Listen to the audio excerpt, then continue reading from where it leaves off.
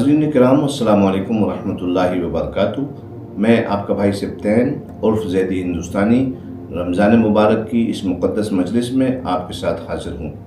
حضرات کرام، رسول اللہ صلی اللہ تعالیٰ علیہ وآلہ وسلم نے ارشاد فرمایا تھا، بہترین انسان وہ ہے جس کے اخلاق بہترین ہوں۔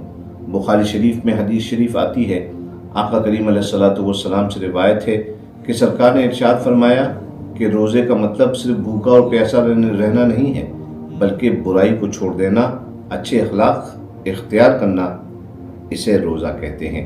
آئیے ہم اور آپ اچھے اخلاق کو اپنی زندگی کا مستقل حصہ بنائیں اور اللہ اور اس کے رسول کی رضا پائیں۔ والسلام مع الاحترام۔